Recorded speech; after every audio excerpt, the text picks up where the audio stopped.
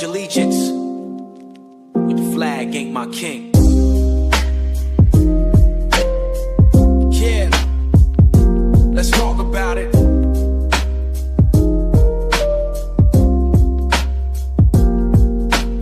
Street corner sermon, breathing out these truth vapors. See the system sending sons to die for the papers. Another war they made, another soul gets traded. While we building up a kingdom that is never faded. They draw the party lines, wanna know which shot I'm taking. But the cross on my back is the only statement I'm making. Love your enemy, that's a revolutionary order. Wash the feet of the one who stands across the border. They got their thrones and their crowns, their empires of sand. But the kingdom of God is the ground where I stand. So when they beat the war drums and they ask for my hand, I say no king but Christ in this promised land.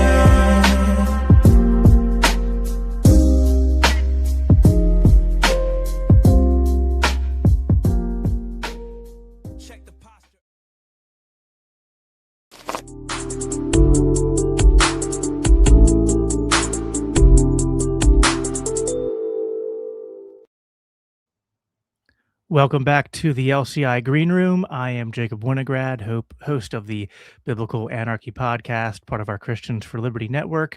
Glad to be with you tonight. Before we bring on tonight's guest, just a couple of housekeeping items and updates to take care of.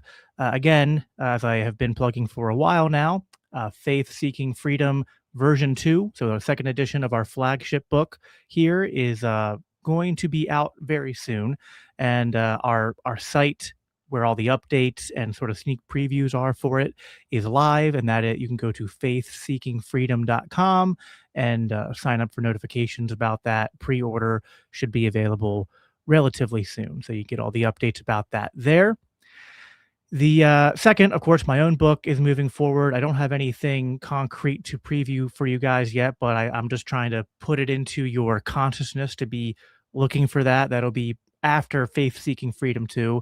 But if you haven't heard me talk about it, I've been writing my own book as well, which is sort of a synthesis of church history, theology, going through the Christian tradition of just war theory and American history. It's kind of a lot of different things, but I try to connect them all. It's sort of like looking at the American church and how it's related to war and empire over time, and talking about what a faithful Christian witness should actually look like in response to all of those things. So it's drawing from a lot of different sources and traditions, and I'm really proud of how that's shaping out.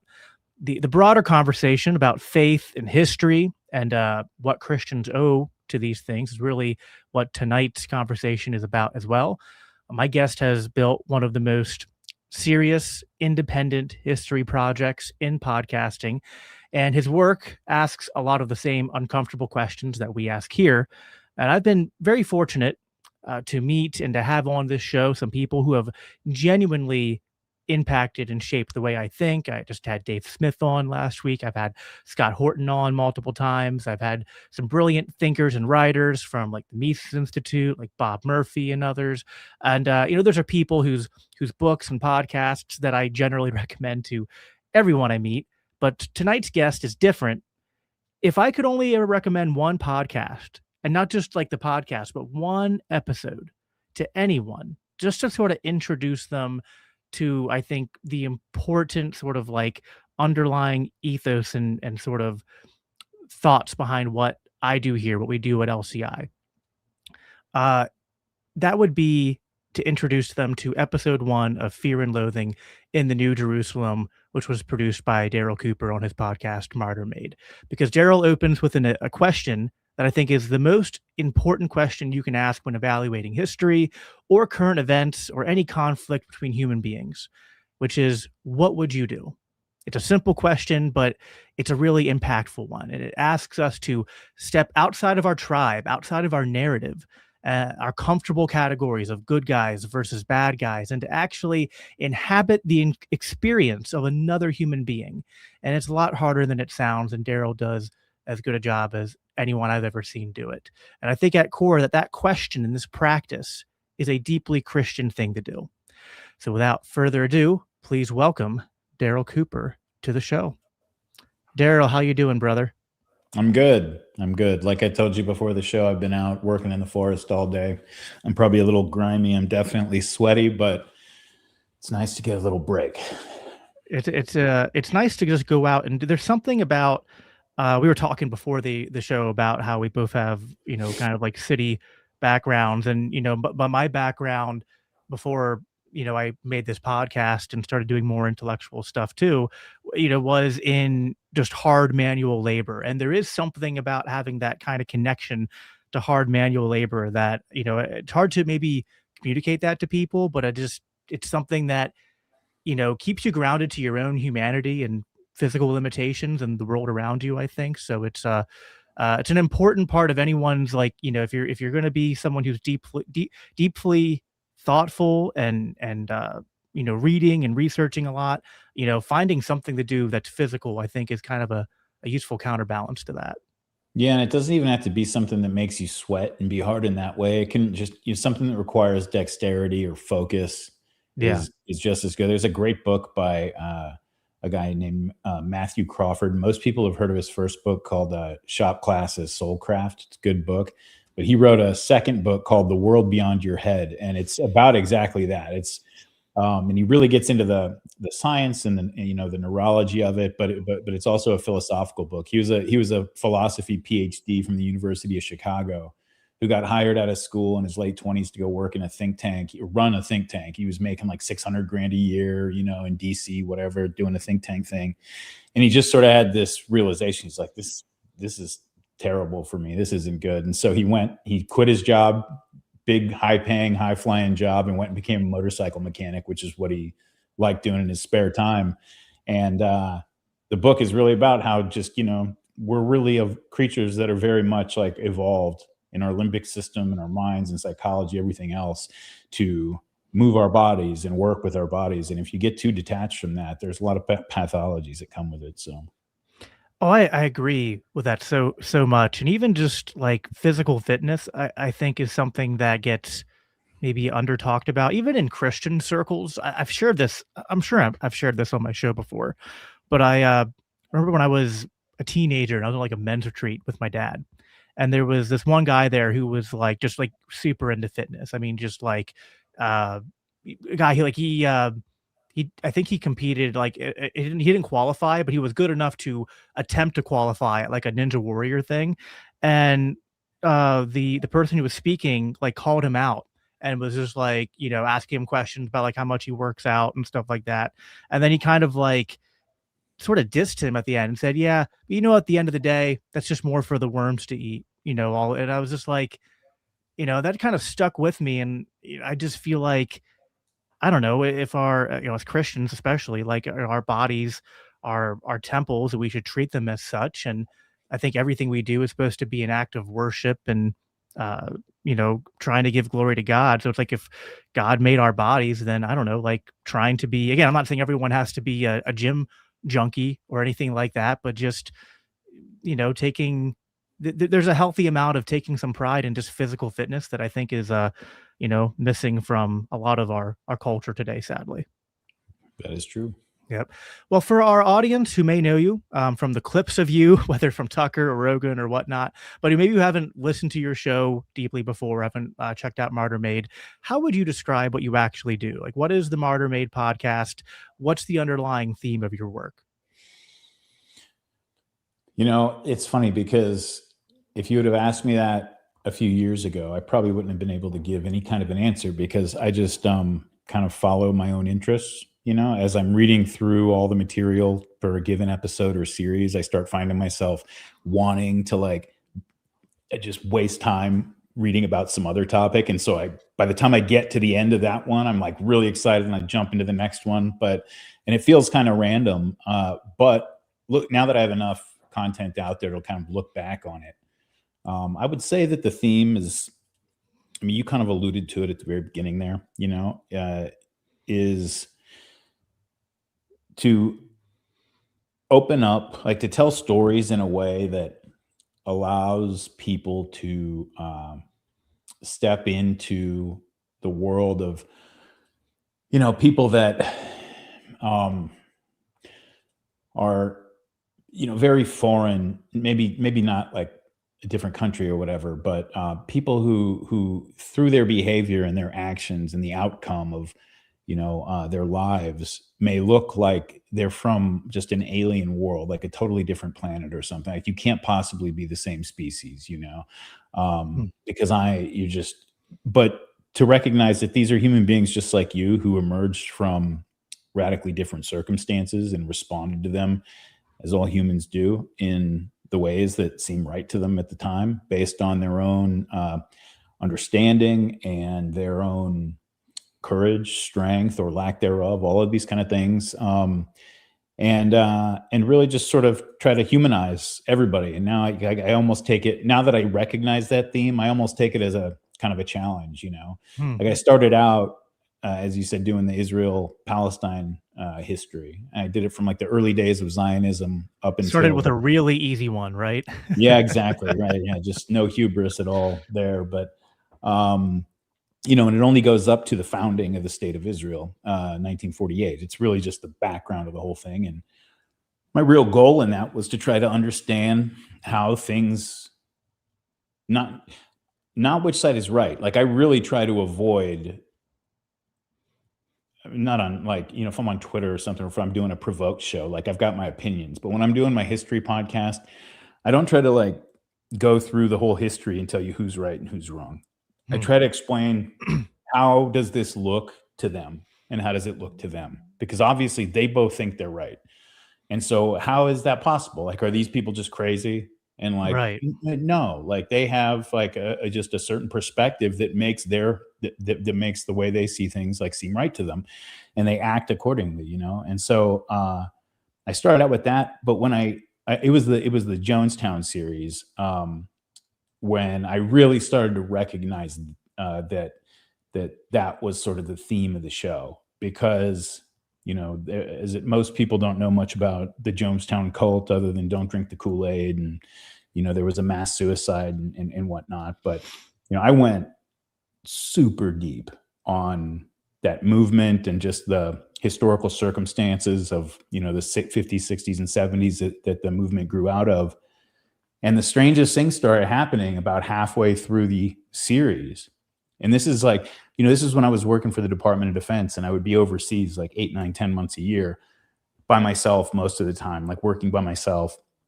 So I had a huge amount of time to myself, and I was working on this Jim Jones podcast series. And so I would just have Jim Jones in my headphones, because we got like 1,000 hours of his sermons and their meetings and all these kind of things, just screaming at me in my ear, like all this insane stuff, like 6 hours a day. Like I would be listening to this guy, right? I was like dreaming about Jim Jones.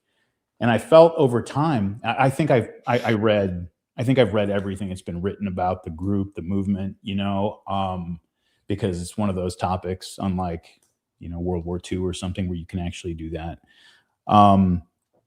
And I found about halfway through that this crazy, like truly like psychotic, paranoid movement led by this pathological megalomaniac leader that ended up in a mass suicide of over 900 people in the jungles of Guyana, I started to feel like real sympathy for them and affection for them even, and that's not something I expected when I started out. And that's not sympathy or affection for their ideology or their goals or any of those things. I just, I got to a point where I could see what they thought they were trying to do. And, for what they thought they were trying to do, they were extraordinarily committed to that and willing to sacrifice and suffer for it, And a lot of it was a lot of what they did, and this is the case in all of the series and episodes I do, is that a lot of the evil that they ended up doing is really the result of, their virtues being hijacked. It's not like they're setting out to do evil. And in fact, like, think like you can do this, like even in situations where, it seems just impossible. Like I did an episode on the My Lai massacre, Yeah, this is in Vietnam. For anybody who doesn't know, a group of American soldiers just massacred hundreds of Vietnamese men, women, and children, mostly women and children. Um, and the guys who carried that out, they had only been in country a few months at that point, and I think 3 or 4 months. And we have like their letters home from like the first month when they were there. And they were just so happy to be there, like helping these people, like we're going to liberate them, or they're like writing about how much like joy it brings them to like go to the villages and hand out candy to the kids and stuff. A couple months later, they're just massacring like an entire village of women and children.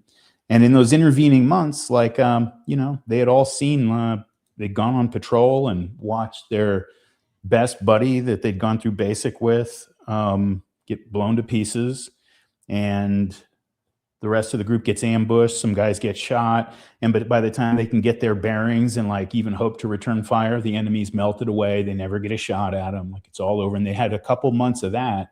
And so when you get to the point of My Lai, it wasn't just like the pressure of the situation that sort of drove them crazy. These guys wanted revenge for their friends whom they loved, which is the loving of your friends is a virtue, Right. but that's sort of the path that that's the hook that the devil uses to like pull you in. And so, that's the theme, I guess. That was your question. Yeah. Yeah, no, and what's funny is that so my dad was born in a wholly Jewish family, and then his mother converted to Christianity, and he converted to Christianity when he was a child. But I was very connected to my Jewish roots being raised, and the loyalty to Israel and Jewish identity was still central to sort of the way I was raised up. And then when I sort of discovered, the truth, like when I, this sounds so like woke to put it that way, but when I started to like realize that this sort of narrative about American history and Israeli history, I had been sold in my upbringing, both culturally and in, public education, was at the very least very narrative driven, and left some things, underreported or unreported in that telling of history. That made me very jaded, and I was for a time much more not like neatly a card carrying leftist, but I was definitely more on the left than the right, and I had this very anti-America, anti-Israel streak. And how this pertains to what you were talking about is that like your podcast is one of the things that, which you'd think I could have maybe found a way to this because of my Jewish upbringing, but in a way that was a hindrance because I'd only ever been sold like a sort of propagandized, very narrative driven version of like the history of Israel and Palestine and the Jewish people. And it was like your podcast and like going through like, and not being charitable isn't the right word, but like an honest, a very sober telling of the events that happened, not just in Israel and Palestine and the lead up to the creation, but you start like all the way back in the late 1800s in the history of Zionism. And it's just like, you do come away from reading that, and you can still come on a side politically, be like, all right, well, I still think like, what this current state of Israel is doing in Gaza and the West Bank is wrong. Also, now I have a bit more empathy and understanding for like, how did this happen in the first place, right? It's almost an antidote to cartoonish depictions of Arabs or Jews on both sides, which is kind of what we deal with a lot in the discourse on this subject. And so that's kind of why I said, if I could get people to listen to any episode of any podcast, like your entire project, whether it's the Jim Jones one or, what you're doing right now with World War II and the Germans is, I mean, when I say it's great, it's almost not great because it's horrifying. You know what I mean? Like it's kind of like you don't, when you recommend your podcast to people, sometimes depending on which series you're going through, it's kind of like, well, I can't promise you it's a good time, but it's still like you know what I mean? It's a different type of good to listen to. But yeah, it's connecting these dots in a way that, yeah, as you said, like people don't just out of the blue go crazy and just, even if they do things that we can objectively label as evil, well, it didn't happen in a vacuum. And there's that cliche saying like history repeats itself. If people who don't know their history are doomed to repeat it. But I feel like no one actually lives that out. It's like, well, don't repeat the history of Nazi Germany. Okay, well, how did Nazi Germany happen? Did it just like, everyone collectively hallucinate one day that we have to go and round up Jews and throw them in ghettos? Or like, are there antecedents that are being left out, as the great Robert Higgs said? Yeah, and the trick, is to be able to do that without losing your sense of horror for the outcomes that actually, that transpire. Yeah. And, Yep. Like that's the real trick of it. And not everybody's really capable of doing that. And so a lot of people will, they don't like the approach I try to take in the podcast, because everybody's like theoretically in favor of, humanizing everybody and sort of everybody's, all that kind of stuff. Like it all sounds good, but well, hold on though, but not when we're talking about those people, there's right. Always, everybody has some people that like, that's too far. I mean, the German one that I'm doing right now is like, it's almost, at least in our cultural moment right now, it's kind of the final boss for that. When I was on with, there's this Mark Twain quote. I can't remember, I think he meant it sort of satirically, but it's still like an interesting quote. And I don't remember it by heart, but it has to do with, if we pray for anybody, we should be praying for the devil, because who needs it more? Who needs to be prayed for more than the devil? Like this guy's, and, I think he meant it kind of satirically, but when, you look at the Germans, I mean, they've been kind of made into the devil in our culture, the World War II era Germans. And if you can look at them and understand that these are people who, as you said, were normal in the 1920s and were normal after 1946 and did not just suddenly become demon possessed for 12 years from 33 to 45. Something happened, things happened. And what were those things? And how did they make people who were just like you and me respond in the way they did, And, to do that, it's really hard to, in some people, it's just impossible to convince them that there's any daylight between what I'm trying to do there and justification, which is really just not my interest. I'm just not interested in that. I'm interested in trying to understand these people as people. Yeah, no, of course. And I think that's a very important project to do. And again, I think it goes towards it, if you don't lose your sense of horror at the atrocities that happened, but it's like, to me, that's a motivating thing. Like, especially the proof is in what's going on right now, in a sense, because the people who have cried the loudest, never again, in reference to the Holocaust, have spent the last, 3 years now cheering on something that's very much a instance of, oh, it happened again, but just in a different, it'd be kind of in a different region to a different group of people. And it's like, how you can say it as an empty platitude, to be like, we can't let these horrible things happen again.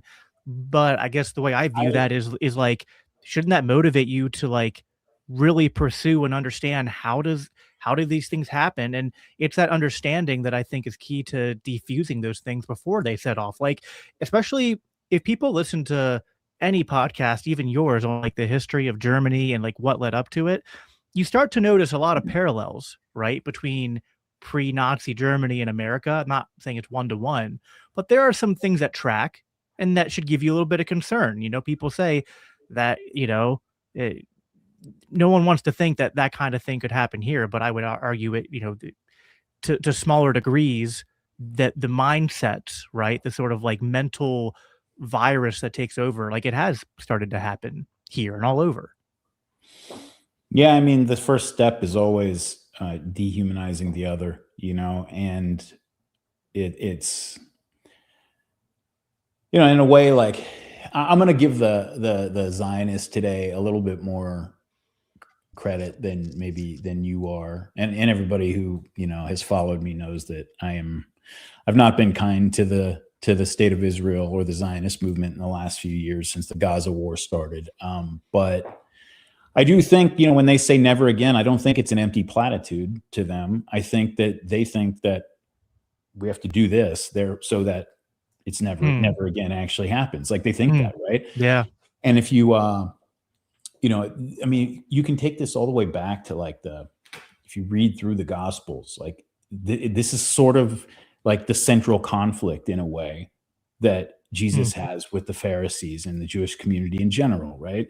So you have this group of people who, I'm a Christian, you're a Christian, so we'll just, this is a Christian podcast, right? So we're just going to talk as if everybody knows what I'm talking about, basically. I'm not going to do backstory on everything. So, you have this group of people who have a task to perform in history.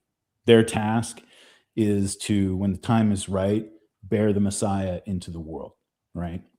Be the vessel through which God can incarnate and live among us. That's their job. And so throughout the entire history, the whole Old Testament, the whole Hebrew Bible, there's a tremendous amount of focus on policing the borders of your people, as far as, interbreeding, bad, cultural exchange, bad, all of these things bad. And why is that? Because you need to stay focused. We can't have you assimilating and just sort of melting everybody else. You got to stay together because you have a job to do. And so one of the things that happens with this people, very uniquely in a way, is if you go through the history of Jewish history, written Jewish history, in their own history of their people in the Hebrew Bible, it's very different than what you're going to find in any other people's history of themselves, right? Or just a history book in general, because usually what happens is somebody rises up, the Assyrians rise up, and they become the most powerful, and they write a history that says, we overcame those terrible people and all of those enemies who were enemies of the gods, and we took them out and washed our weapons in the sea, and now we are the best. And then they rule for a while, and then the Babylonians come and they wipe the Assyrians out, and you don't hear from the Assyrians anymore. Now it's the Babylonian story. It's their turn to talk, and they say, why we wiped out those terrible, evil Assyrians, and now we're the best. And then the Persians come. You don't hear from the Babylonians anymore. So you're always hearing from the winners their version of how they won, and you never hear about what it's like to fall, But because the Jews were a people who were so tightly bound to the idea of preserving their identity through time, they did preserve all the ups and downs. And you read in their own stories, they actually have a history of their people. It includes conquest, exile, massacre, defeat, just all of these terrible things that never make it into the Babylonians' history of themselves, because by the time that happens, they're not the ones telling the story anymore. And so it gave, it gave the Jews two things. For one, it gave them the ability to be the people that, from a cultural and sociological standpoint, were fit to bring the Messiah into the world, because,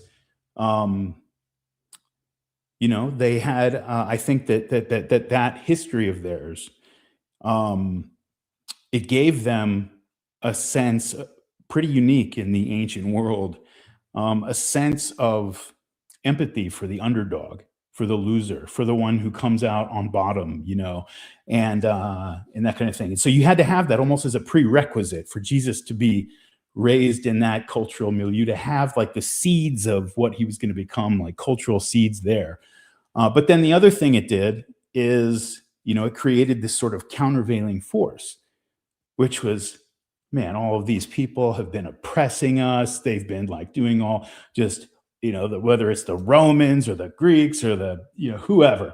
And one day when the Messiah comes and the exile ends, why, it's going to be our turn. We're going to be the ones on top, and they're going to get what they deserve. And when God showed up in the form of a guy from Galilee, and sort of told them, I'm not doing that. You want me to go kick some ass for you. That's not gonna happen. But I am gonna end the exile by making you brothers with all mankind. Well, if you have like this history of oppression, persecution, and it's a huge part of like your cultural identity, even, you know, as you go through, then somebody comes along and says, hey, guess what? Like, it's all over with. Go shake hands and become brothers. And, you know, not only that, but like take a seat as equal children of God with like all the nations. Like, that is not something most people are going to want to hear. You know, like when we read the story of the prodigal son, anybody who is just a normal person of like normal morality and everything, you know, you read that and man, it's impossible not to have a huge amount of sympathy for the older brother. You're like, yeah, totally. He should be pissed. Like, he shouldn't go to the party. He should just like, of course. And like, that's because that is natural for a human to like to think of it in those terms, you know, it's zero sum and just, you know, and so like, you know, the central conflict. I mean, if you look at like, I really think that the you know, the thing that really repulsed the Jews at the time about Jesus and his message, it was the openness to the nations. You know, this guy who's going and talking to Samaritans, he's talking to like anybody who wants to talk to him. Like, this was crazy to them back then because they had a culture that was so focused on, you know, cultural homogeneity and genetic homogeneity and all that kind of stuff. And this guy coming along and saying, when they're expecting the Messiah to come lead them to victory and say, no, I'm going to go lead you into brotherhood with your enemies, the people who are your enemies. It's very understandable to, I think, any person, any like, again, of normal sort of morality, to understand why they would have been like, oh, hell no. Like, you're telling me we went through all this, and this, and now it's like, oh, it's all good. We're not going to, like, you can understand why people would have that response, you know? And so when you get to like, you know, like the modern day, you know, it's sort of a, you know, it's like if you think of when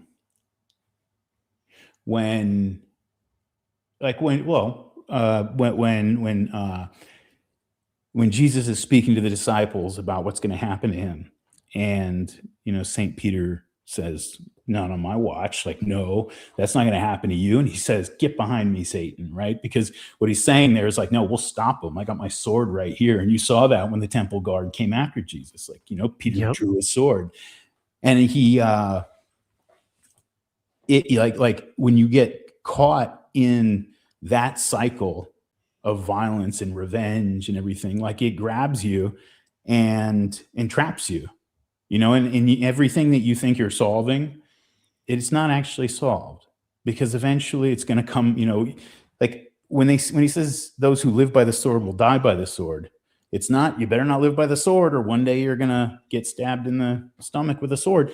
It's no, like, you live by the sword, you're going to die by the sword, and now that person has to carry it, you know, and the cycle kind of perpetuates and you're a part of that. And so, yeah, it's, look, this is like how all of history works. I mean, when you look at modern Israel and Palestine today, one thing I'm a veteran, right? So I was in the US military. I have very strong opinions on the proper conduct of military forces among civilian populations. I take it as a point of great pride that the US military, while certainly not perfect, you know, since Vietnam, like since the end of that, has really, you know, gone above and beyond like any other military force in the world to, or I would say like our ground forces, at least, leave the Air Force aside. They're a bunch of butchers, but, you know, our ground forces really have, like in Iraq and Afghanistan, did for the most part go out of their way to try to, not treat the people that they were dealing with, you know, like subhumans, which is very difficult to do. I mean, you're getting shot at, you know, in a foreign country, and you're scared. And, you know, you've been brought up into a military culture where, you know, you're chanting kill, kill, kill as you like run around the barracks with your rifle over your head, you know? And so it's, I take it as a point of pride that the American military has been pretty good about that in the recent wars, again, with obvious exceptions that are well known, plenty more, I'm sure, that aren't as well known. And so I have strong opinions about that. But when you look at the Israel-Palestine conflict, like take one step back from like this IDF soldier doing this bad thing to this Palestinian child, take one step back from it, and you just like, it's really hard for me.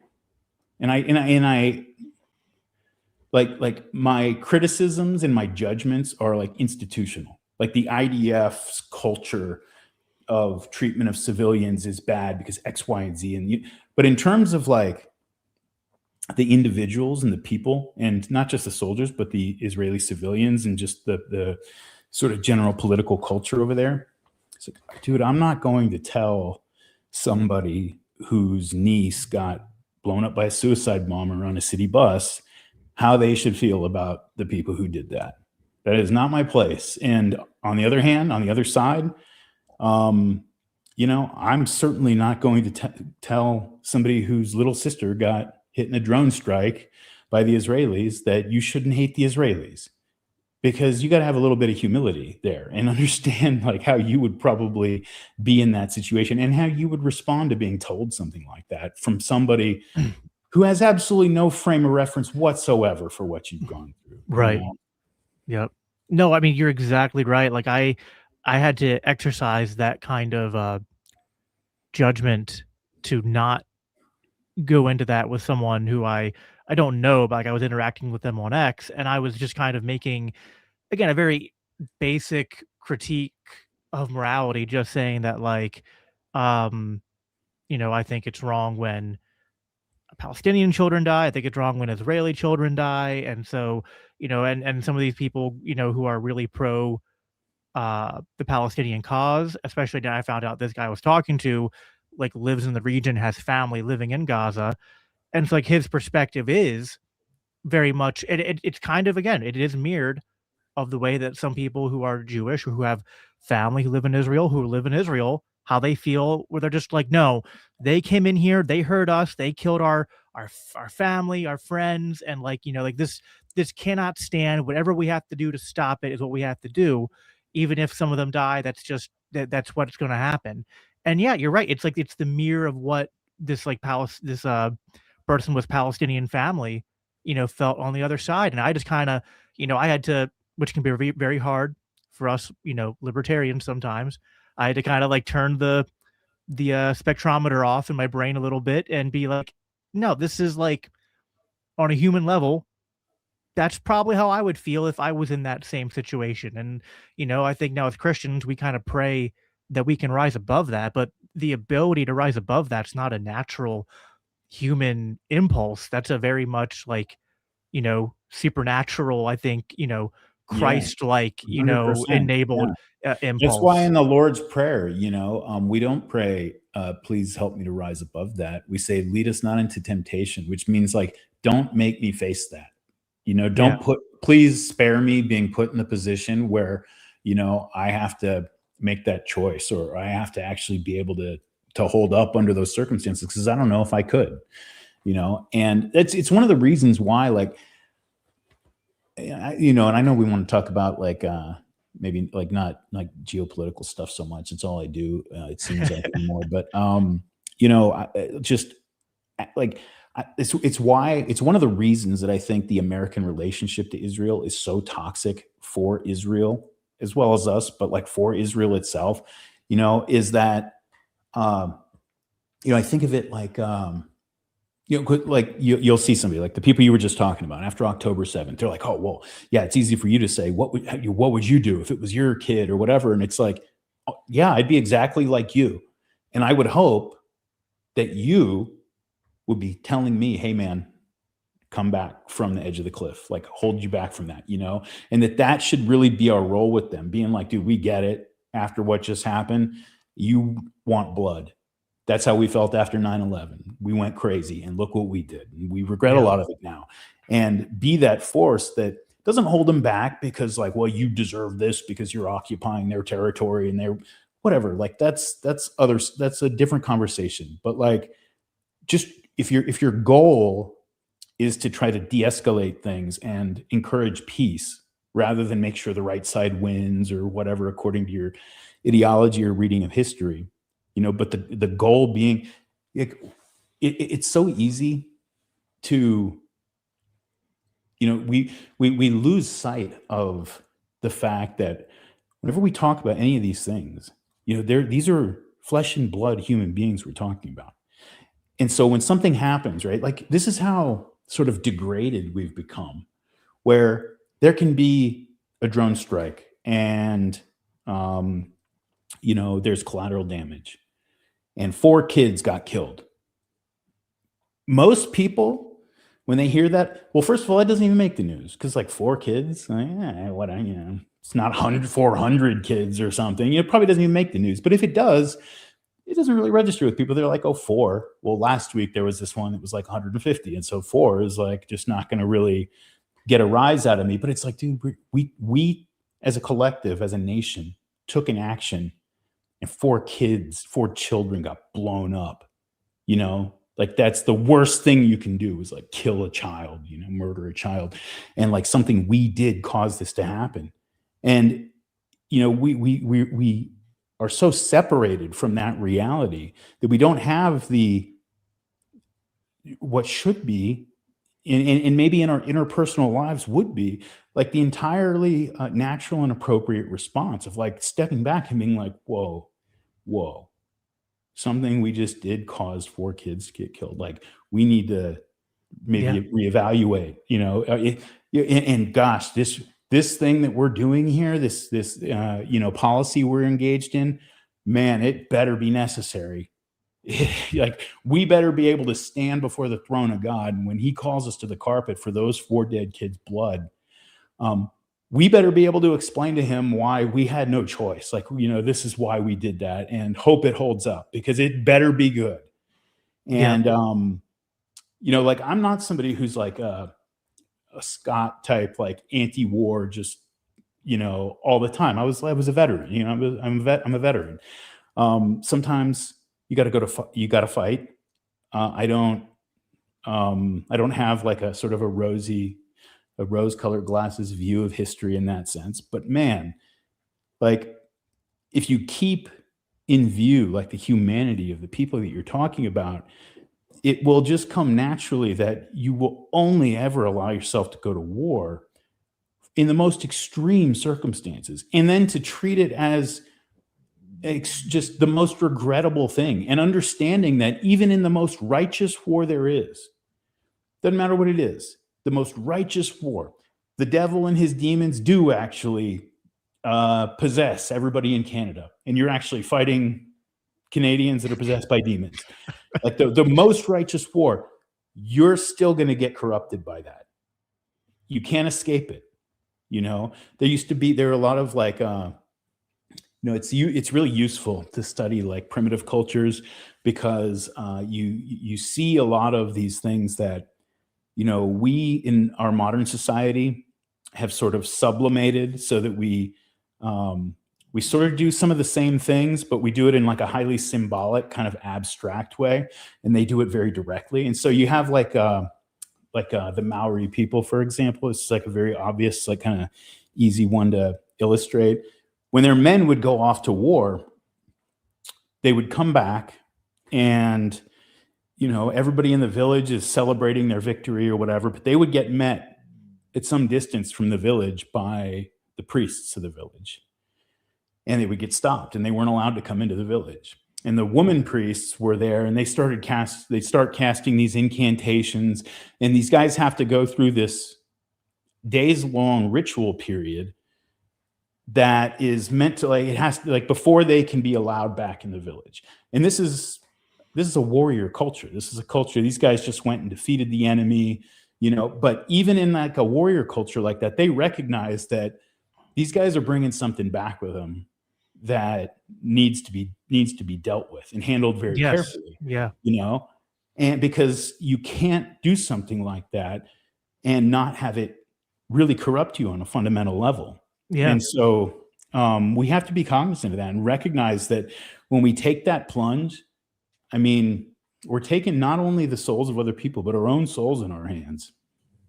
I 100% agree with that. You know, like one of the things that is underlying the Christian tradition of just war theory is the idea of loving your enemy. And again, that's not a natural thing. Like, you know, I think the way you've put it before is that like, you know, uh, it's hard to throw excuses at the man who loved his enemy on the way to the cross, right? And that is sort of supposed to be our guiding ethic as Christians. And, you know, we have kind of highlighted how that's hard for people who are like the victims of you know, sort of like war from one side or the other to kind of rise to that sort of challenge.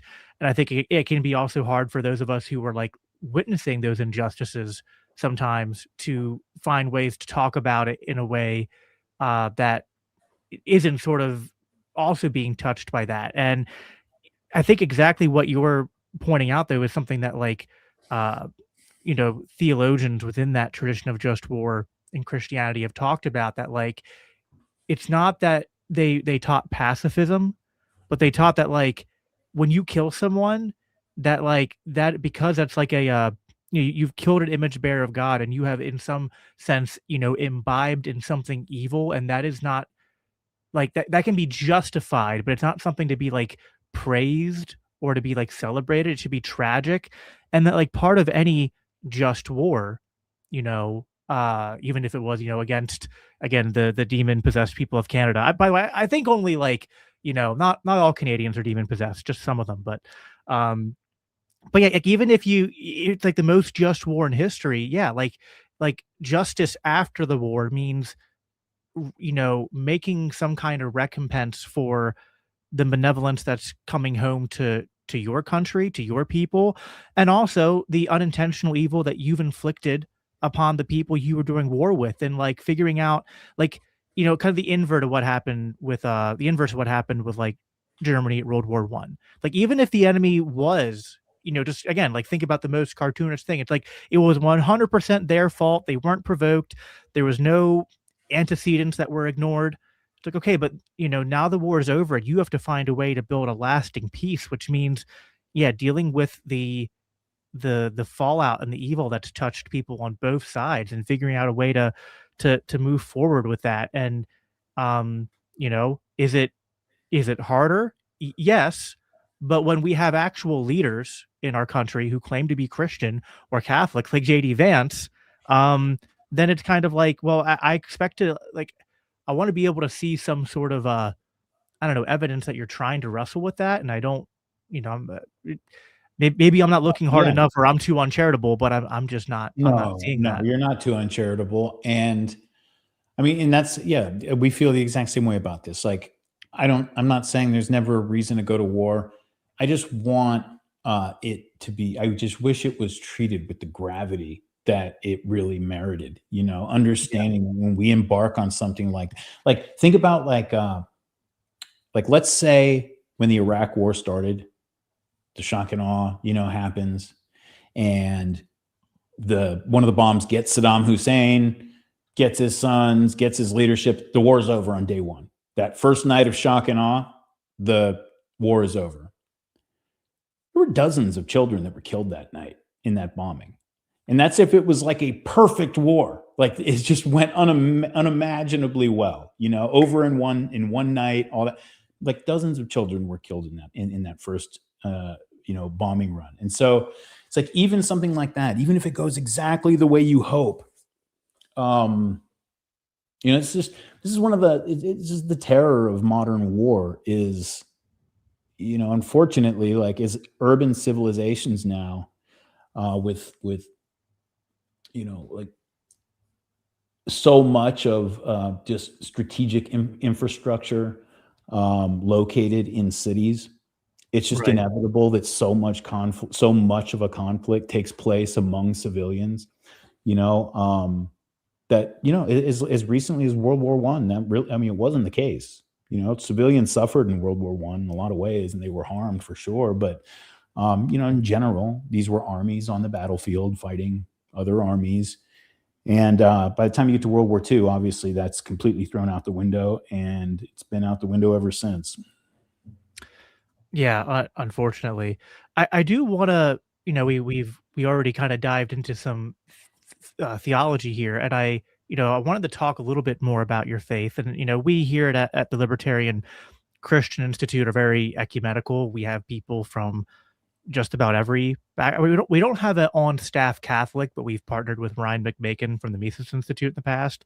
But we have Orthodox here, we have Reformed, we have Anabaptist, we have Church of Christ. So we're pretty big spread here. And as far as I can tell, I haven't been able. It's just more out of curiosity, I think, for myself and probably my listeners. I'm curious what your faith background is, and if you land in a specific tradition or not right now. I know I've seen you say you're not Catholic and that you've been exploring Orthodoxy, but beyond that, I don't know if you've landed anywhere. No, I am. I'm Orthodox. Okay. And I wasn't raised Orthodox. I was raised in one of those typical American families where it sort of just goes without saying, like, nobody goes to church. Nobody ever talks about religion. It's not a factor in people's lives, but everybody knows there's a God and that Jesus is his son. And, he came down to earth to save us from our sins, et cetera. Like, it was just kind of in the background, and it was, your mom smacks you in the mouth if you say, the Lord's name in vain kind of thing. But it was a sort of like fully like a background thing, but it existed. And it was enough to plant a little bit of a seed that, thankfully, by the time I got up into high school and the age where I could really start getting myself in trouble, like it did, like put a bit of a leash on me and kept me out of trouble, probably to a degree. But I've always been, and I don't really, maybe it's just, it may just be, kind of a like coincidence. Sometimes like you happen across a book or something at a certain point in your life and it just becomes like very formative for you. So like when I was in late high school, I started reading Joseph Campbell's books and I read like all his books. I was so into that stuff. And I was like, then I was reading Eliade and I was reading like was a big like comparative religion, comparative mythology nerd. I wanted to major in religious studies and just study all this stuff. Super into it. And, most people who go down that road, they have this phase, in or around college, sometime in their 20s, maybe, where they think they have this big enlightening realization that, actually all the world's religions are really all doing the same thing. They're Right. dying and resurrecting gods over here, and there's one over here, and we have ours here. And, they're all kind of like, groping toward the same light at the end of the tunnel or something. And you feel very intelligent, for coming to that, because you can now stand above it all and you can sort of look at all of the religions and all of these. Yeah, it's nice that you believe in your religion and all that, but I can kind of see it all for what it is. And in an affectionate way, though, not something like I'm against.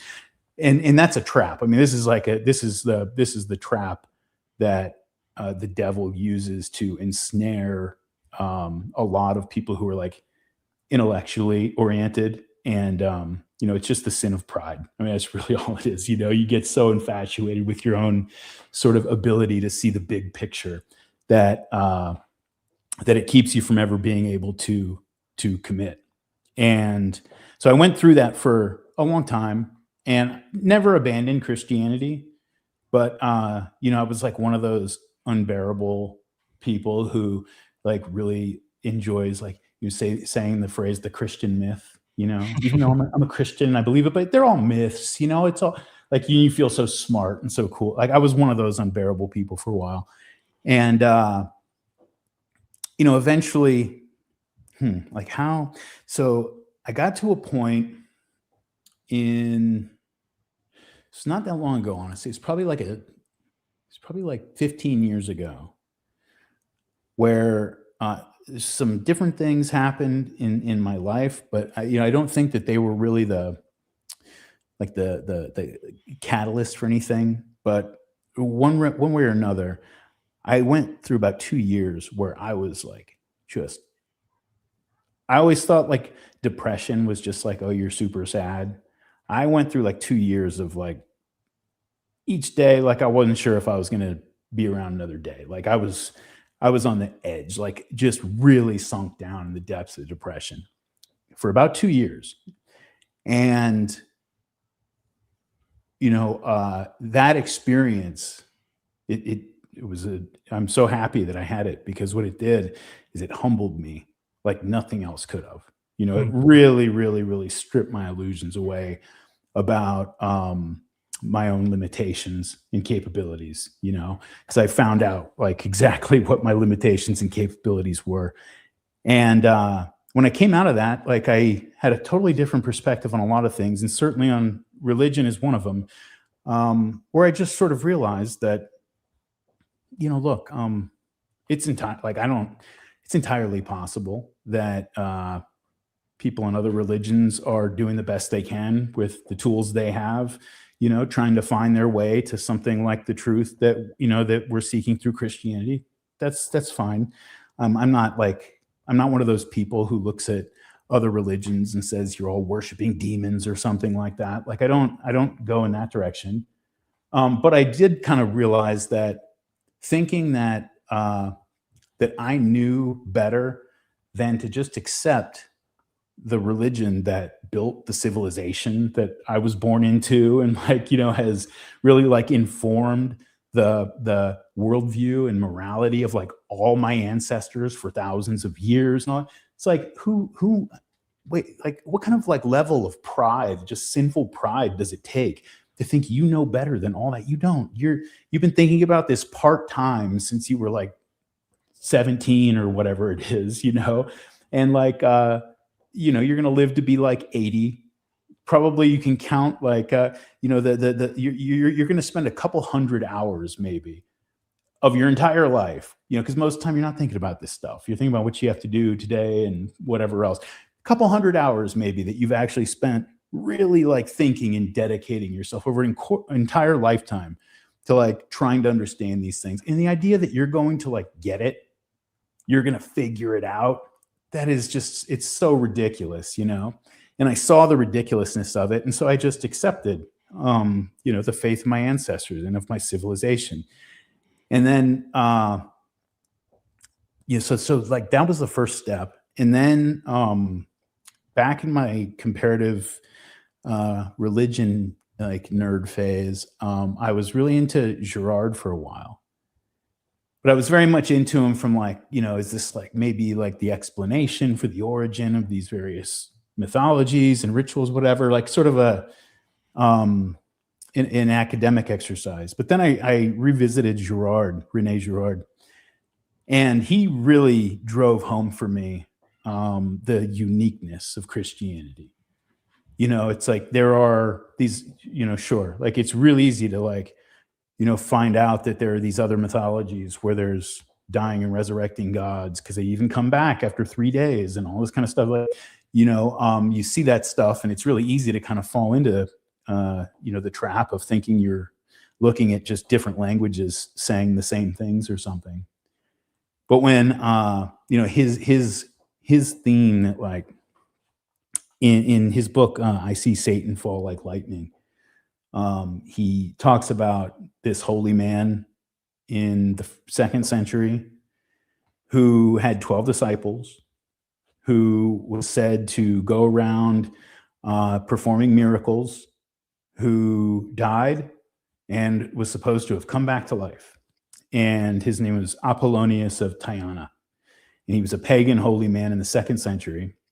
And there's this famous story that Girard tells, where it's supposed to take place in Ephesus, where there's a plague, and nobody knows how to fix the plague. People are dying, and so they call on this holy man Apollonius to come try to minister to the people and fix the plague.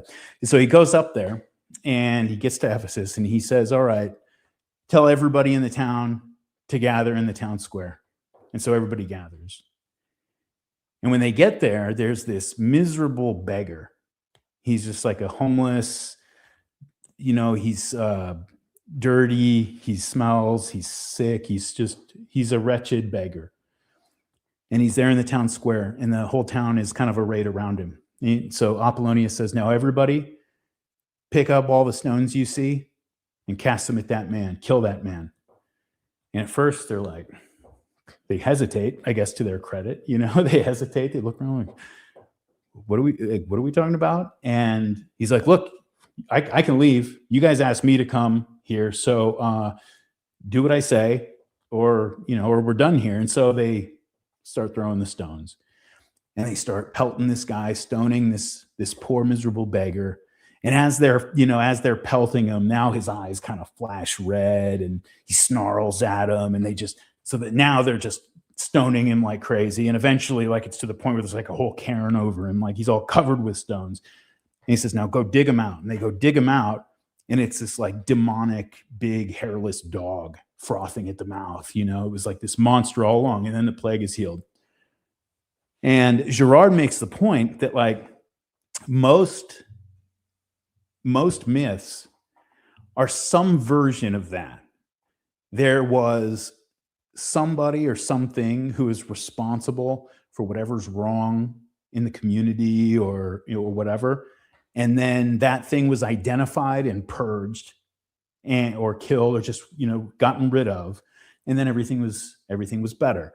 What he says though is what you're reading in that story of Apollonius and that beggar is the story of the crucifixion if it had been written by the Pharisees.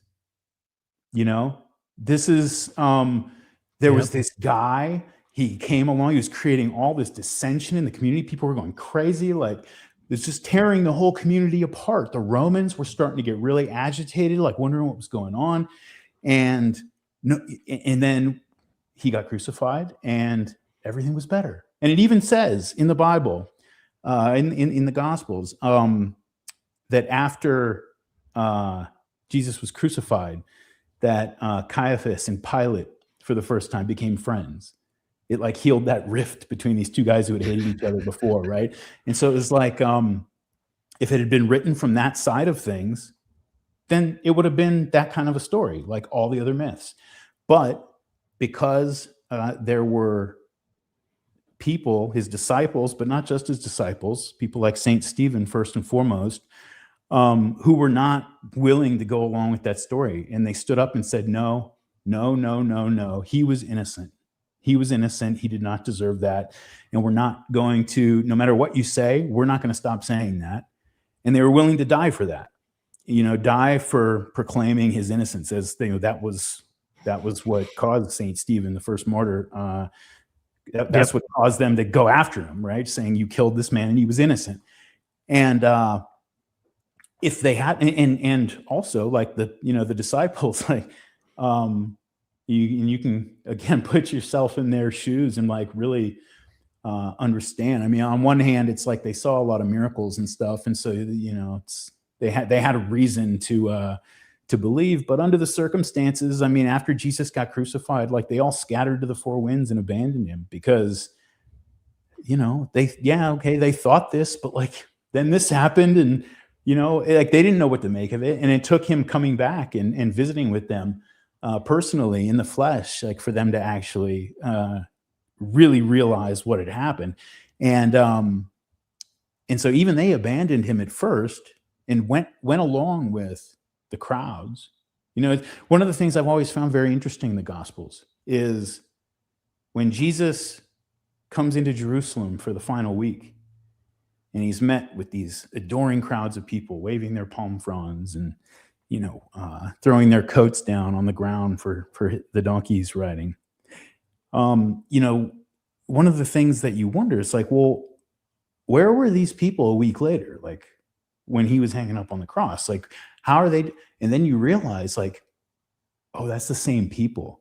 Yeah. Like the people saying crucify him, that's them. And it's because that's the spirit of the devil that gets into us and it grabs hold of us and like, and it can even scare off a rock like Peter, so that he denies Christ 3 times. This is a guy who the night before was willing to take up the sword against a whole squad of temple guards. He was 100% willing to die for Jesus, to take up the sword and die for him. What he was called on to do was to die with him, if necessary, and that's really what a martyr is. That's why a martyr is, it's so different in Christianity than it is in other religions, Like you watch, you listen to like anything that comes out of the Middle East, and it's like any dude with an AK who gets blown up by an Israeli tank is a martyr. Like anybody's a martyr. And it's why you can have, like in Islam, this concept that is so foreign to Christianity that, which is that you can avenge a martyr. It's like, you're completely missing the whole idea of what a martyr is if you're talking about vengeance, Like, you're not dying for Jesus. I think a lot of people, they have this this sort of fantasy idea of like, people probably even put themselves in like this situation in their minds once or twice. Like, it's somebody puts a gun to your head, you're in a hostage situation or whatever, gun to your head, says, blaspheme the name of Jesus Christ right now or I'll shoot you. And you just refuse to do it, not going to do it, boom. And that's a martyr. And that is a martyr. Like, give that person credit. That is a martyr. But what it really is not that's not how that kind of thing is normally going to come to people. It's going to come to people in the form of, you have the opportunity to pick up one of those stones and be a part of the crowd, or not to do that, but to do the Peter thing and just sort of slip out the back door and hope nobody sees you. Or you can go stand in front of that beggar and say, no, like, you're going to have to throw those stones at me first before they get to him, fully understanding that might mean, okay, fine. Then you can both get it. Like, that's really what a martyr is, in Christianity. And so, and it's not a mistake that if you read through the history of the early church, I'm sure you're familiar with this right now, just from writing your book and just your study in general. But, it wasn't preachers per se who like spread Christianity in those early days, like throughout like the whole realm of its spread. Like, it was the example of martyrs. It was martyrs that really converted whole towns. People watched these people being led up to slaughter and doing it serenely, praying for their persecutors as they did it. Like, that's what really, really like drove the conversion of the empire. And it wasn't like a theology. It wasn't like preachers going out there and proving the philosophical concept or whatever. It was people just witnessing that. These people are praying for the people who are persecuting him, taking that example of Christ, something that really is like superhuman. And I think that, like, these people are called saints for a reason, obviously. And I've even had the thought, I don't know if this is true, but I've had the thought that, like, sort of how the apostles were given a dispensation to be able to heal and so forth, like, in the aftermath of the resurrection, as they went and spread the word, that there was almost like this period, like the period of the early martyrs and church fathers, of like superhuman Christians who were like really blessed and like inspired in a way that is not something that's just normally available. You know what I mean? Like, it's because it's so incredible. And I think you asked me something about like my faith background or whatever. So there's all that. No, I mean, it's you did cover that. You got to explain your how you went through that, I think, in sufficient detail. But this all, I get it. You talk about one thing, it relates to another thing. And there's so much about the early church, and I don't want to like, spoil it for those who want to read it themselves, or I touch on a little bit in my book. But like, even some of the stories, because sometimes you'll see a story from the early church and it'll have the disclaimer of like, it might be apocryphal, it might not be, you don't know. But even if it's apocryphal, it's like, okay, well, it's probably still insightful to like, okay, maybe there wasn't. It's like one of my favorite stories is about the woman named Thecla, and like she had this like radical allegiance, like when she was saved, that like she was like an arranged marriage, and it was not supposed to be, from what I remember of the story, like it wasn't like she was going to be put into a bad situation. I think it was like a rich man, and she could have lived in like relative, like luxury and happiness, had an easy life. But she was just like, nope, like my allegiance to Christ has convicted me to denounce. Like I don't feel called to marriage. I feel called to celibacy and to devote my entire life to Christ. And she's supposed to be put to death for this, but like evades death like 3 times until she finally does die, but like still, dies in like total allegiance to Christ. And like, yeah, we don't see people living like Christianity today. That's not the way that we see people kind of live out their faith. Like the idea of allegiance is something that is sort of been lost, and at least especially in Western Christianity, I think, especially in America, where we have done so much of this mix it. Even though we talk about like the separation of church and state as a Western thing, it's like, well, maybe in a political legal sense, that's how the tradition developed. But there's also this sort of like mixture of um like viewing America as if it is something akin to like a new Israel, like a new special blessed nation that you are supposed to have allegiance to. That's like, to be a good Christian is to be a good American, is almost, it's kind of the ethos I think that a lot of us were raised into, the ethos I was uh raised in. And the idea that those things could ever come into conflict is just, it's foreign to some people, to the point where like if your very Christian convictions lead you to, not joining into like cheering for the bloodbath from one side or the other of any given conflict, then people will smear you as, like un-American, right? That's what they did to Ron Paul, who, I think, woke a lot of people in the, broadly speaking, anti-war, or at least non-interventionist foreign policy camp. And I'm curious for your thoughts on like how we advocate for these ideas, because it seems like there's no winning. On one hand, you have people who might criticize you or criticize Dave or Scott for like, you guys can sometimes be, maybe a little bit too bombastic or provocative, whether it's on social media or in, clips that people might pull from different podcasts and whatnot.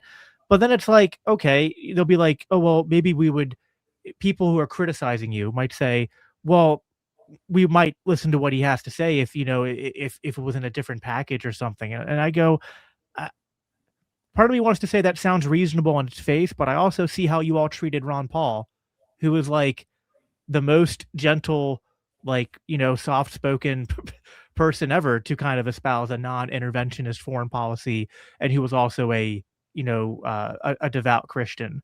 So, it's something I personally struggle with, and you talked on it a little bit, but I am curious, like how, for especially for us as Christians who see all this, like how do we simultaneously love our enemies when it seems like we're getting smeared, and sometimes it does seem like you have to be a little like Jesus did. Sometimes maybe you have to flip tables to make a point to get attention. But I also struggle with that, because it's like, are we, I don't know if we as humans are able to have such displays of anger Yeah. and do That's them how well. I feel about it. Like people bring that up, to show that like Jesus isn't against, standing up to, even violently opposing your enemies, whatever. Be like, you ain't him. And you don't have the spiritual armor that he had. Okay. Like, he could do that and have no danger of it, of getting caught up in it and getting corrupted by it and all that. You're not him. Like, it doesn't mean you don't ever get, I mean, look, it's tough, right? Because like on one hand, my feeling, and I kind of oscillate on this sometimes, but actually I don't even oscillate so much. This is what I think, but then I don't act in accordance with it anyway, right?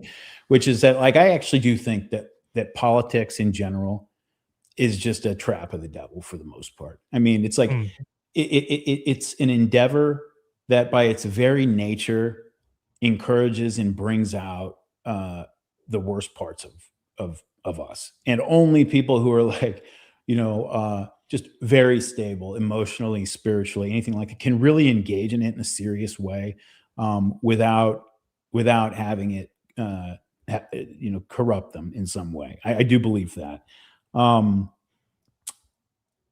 But we live in a world where, I'll tell you what, I really do struggle with this, because like, this is something I've been thinking a lot about lately, and I not necessarily settled in any one place on it yet, because I really I think about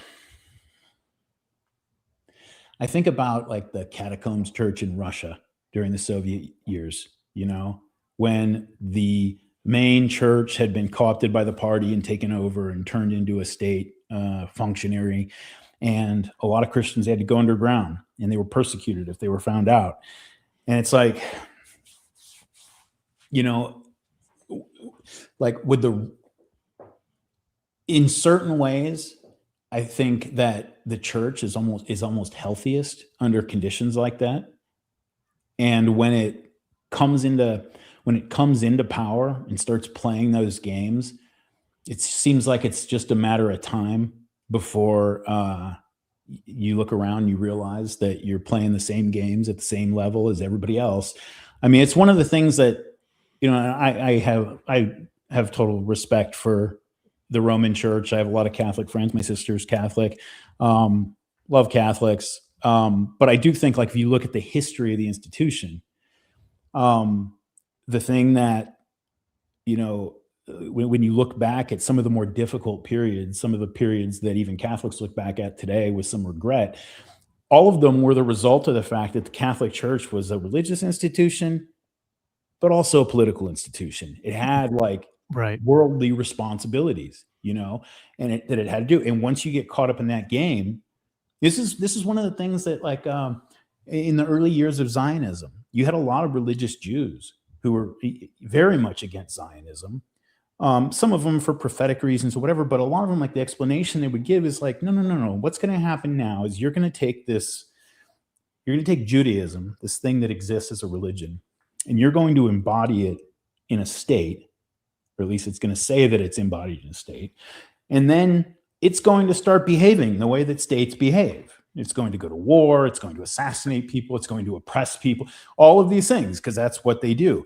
And now you're eventually, this is, what some of the more perceptive ones said, is that eventually, as the conflicts that are generated from this become more and more all consuming, the political entity is going to swallow up the religion completely.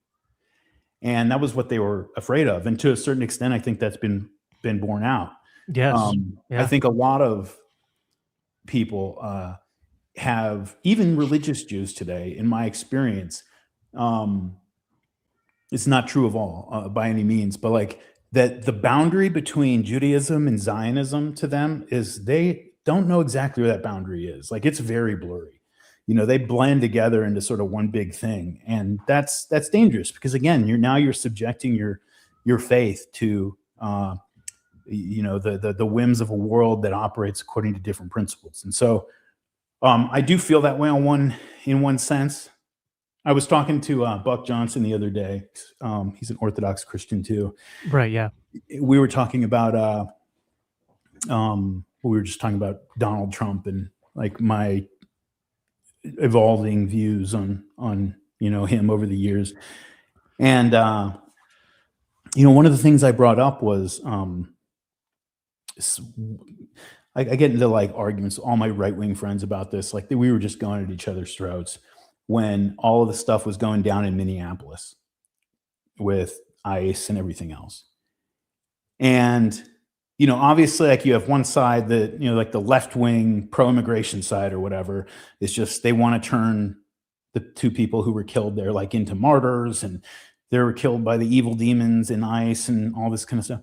My feeling with it was, it really made me pull back from politics a lot, because I looked around, I was seeing people that I'd known for years, people I liked, people I respected, and who I knew were good people, who at best were brushing off this woman's death, and at worst posting like FAFO, like, she got what she had coming kind of thing. And a lot of these guys are Christians. I know they're Christians. They're not fake. I mean, like, I know them.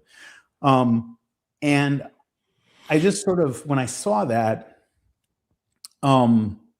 it made me sort of like, the thought I had was, I don't claim to understand all the mysteries that Christ came to impart to humanity. I don't understand all the mysteries of the faith. All I know, or one thing I do know though, is that whatever like processes are going on, conflicts, or just sort of social whatever it is that ends with some mother getting shot dead on a suburban street, that you are not to be involved with that. Period. Yeah. You're just not to be involved with it. And don't even take the other side. That is not, let them play that game. That is not a game I want you involved with. And that's how I feel, how I kind of feel about that. The danger of this, I mean, like Tolstoy said, like, you can't, fight a war and be a Christian. I don't agree with that. But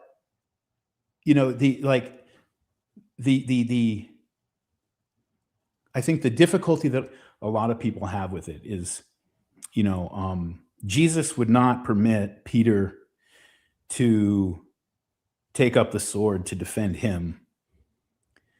But if Jesus was about to watch a Roman soldier decapitate a child, was he just going to watch that happen? Maybe not. He might take up the sword himself. And so there's, there are a lot of versions of that, right? Like there's this great book by Ivan Ilyin, an Orthodox Russian back in the early 20th century, first half of the 20th century, called On the Resistance to Evil by Force.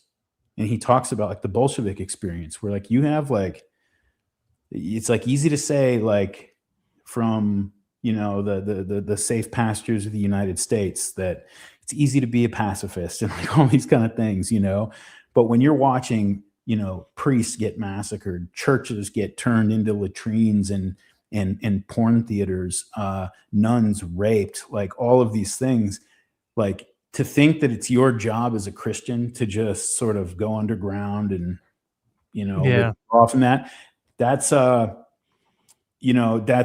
very, very difficult thing to sell to anybody, including me. I would just say though, that even then, that's really the example of the demon-possessed Canadians right there at the Bolsheviks, right? This is right.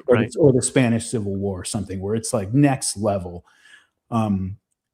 sadistic anti-Christian evil, anti-Christian violence. You're confronted with that. Just know that maybe you have to go fight that, but do not expect to come out of this with clean hands or a clean conscience. And the adjustments you're going to have to make in your own mind and spirit in order to come out of that with a clean conscience, that will destroy you. Don't make those adjustments, because you have to just bear that now, and understand that it is going to be something to bear. And that's the best I can come to on that stuff, man, because it's like, yeah.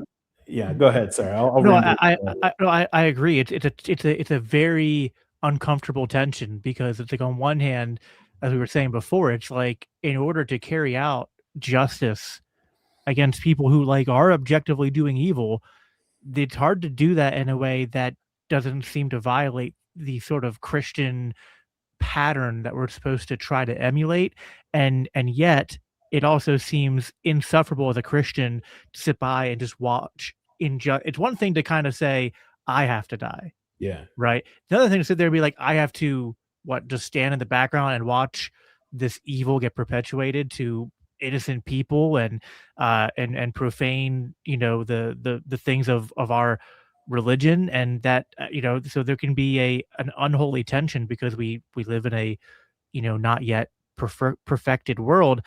There is something in what you're saying, which it was something I wanted to ask you about. It's a very complicated subject, which we probably won't fully unpack with the time we have left, but I just really get some of your thoughts on it. Like, I know I think I've heard you say at one point that like you were a libertarian and now not so much. Obviously you still swim in some libertarian circles, with like Scott and Dave and whatnot.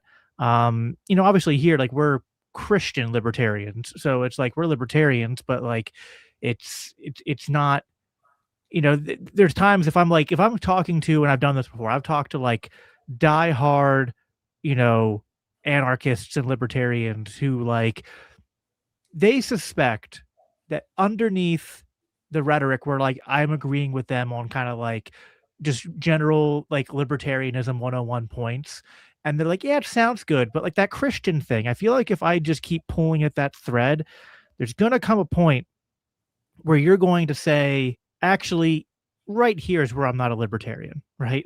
Or you think libertarian, and I usually tell them, well, you don't have to pull that thread too much. I'll come out and say right away that like I think libertarianism is the most consistent expression of Christian political thought, but it's not a perfect philosophy, and I'm a Christian first. And there are things about libertarianism where I think it's dead on, and there's things about libertarianism, both the philosophy, but also just the movement and the ethos, which I think can be even not just wrong, but potentially catastrophically wrong.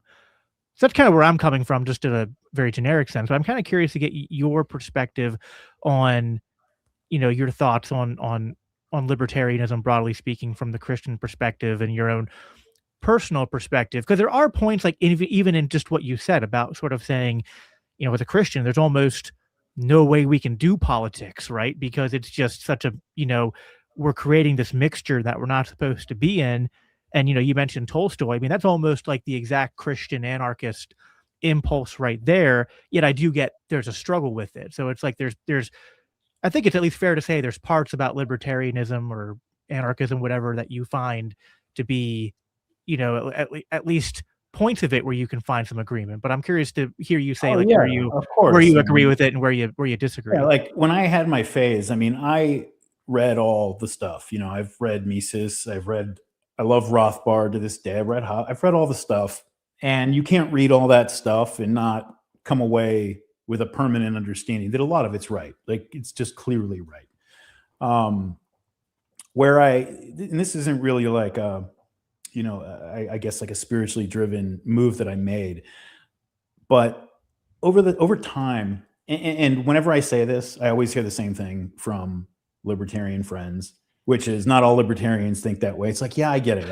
Okay. But like, let's just, leave that on the table and understand that I get that. But that what I see too often among libertarians, right, is an unwillingness to think beyond like first order effects. And so in other words, like the goal of a libertarian is to maximize liberty. That's the goal of a libertarian. The way that is best accomplished is not always limiting state power in every single instance, right? So in other words, like people look and say just that the state is a coercive instrument, and if it takes an action, that's an act of implied violence. And, everybody who listens to your show and watches the show probably knows the whole spiel. It is, for sure, it is implied violence. Sometimes not so implied, sometimes very direct. But for liberty to flourish, you require order and stability. Nobody is like, there's this Arab saying, probably versions of it in a lot of cultures, that 1,000 years of tyranny is better than one day of anarchy. They just mean chaos. They don't mean like, philosophical anarchy. And the point that they're making, maybe those numbers are off, like maybe their math is off, maybe not 1,000 years to one day. But like the idea is like, there's a reason that people who live under extremely like post-revolution, post-French Revolution, post-Russian Revolution, right, that when the hardcore, like kind of conservative dictator in their, in their context came along, they all welcomed him. There's a reason people welcomed Caesar when he came. Like, he wasn't like, yeah, the senators didn't like him and they killed him, but he was a hero of the people because they'd had civil war for like the last 120 years. And people are like, whatever makes this stop, so that I can actually like start a business because I know that the city's not going to get burned down next year or just whatever. Like people will go along with that. And so sometimes there are times when the government taking an action that, like all government actions, impacts liberty in the first instance, leads to a greater liberty, like on the back end. And I think there's a lot of examples of that. But like that's really what sort of made me step back and just sort of there's like a reflexive, just the job of a libertarian is to oppose government action at all times. And it's like, well, and there's in the implied understanding, which is not groundless, because government is by its very nature a corrupt and dangerous institution. The implied understanding is that, sure, theoretically, there are actions the government can take that will lead to greater, or at least more realizable liberty, like down the line. But that's another one of those traps. Like, okay, so now you've given it that power. Come back in a year and let me know how that goes. That's fair. I get that. But I do think it's just it can be not to cut you off, but it could be a trap where it's like you've created an ideological capture where now we can't do anything. Yeah, because, and I mean, there's always that I'm talking to you, and I do a show with Scott, and I'm friends with Dave, and like I swim in these in these waters still. I'm still like I would probably, of all of the different I'd like to live in a libertarian society. Put it this way, I'd like to live in a libertarian society, but in order to have one, you have to have a society that is stable, orderly, where people have like relationship to one another and values that allow that to perpetuate. Because one of the things about, and this you can, like, I was talking to somebody about this when it came to just specifically freedom of speech, but just like freedom in general.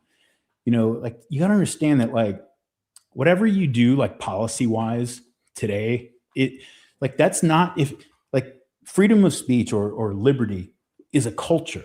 It's not a policy, it's something that you have to have like in your people.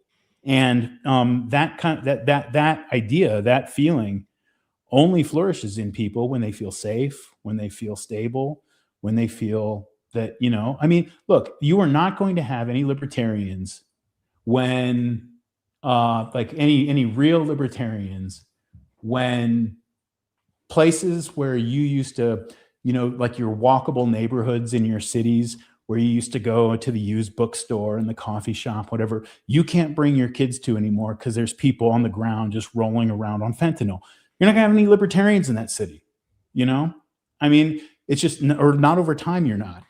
And so if you have to do something that's very unlibertarian to stop that situation from developing, you're actually in the longer term, like fostering like a culture of liberty, or at least allowing it to live and survive.